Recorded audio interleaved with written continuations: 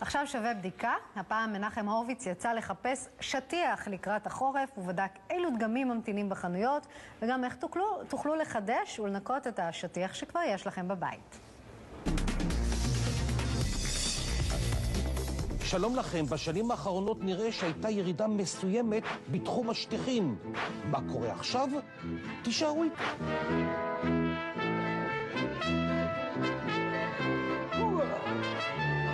מנחם, כמה זמן לא ניקית את השטיח? חבוד שלי, אני כל שישי, אני עושה שואב. שואב אבק, אבל אתה צריך פעם בשנה לפחות לשלוח אותו לניקוי מקצועי. מה ההבדל בין ניקוי מקצועי לניקוי הורוביץ ביביש? יפה. הניקוי הידני של הורוביץ רק מתחזק את השטיח, אוקיי? יפה, נו.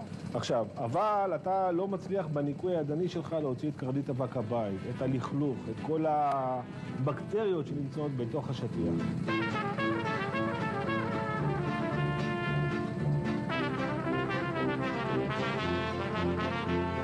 מנחם, השטיח שלך כרגע נכנס למכונת השטיפה. הוא מקבל הזרקה של מים וסבון מיוחדים, 12 מברשות מקציפות אותו שתי וערב, והוא גם נשטף בלחץ במים נקיים בסוף התהליך. לאחר מכן הוא נסחט.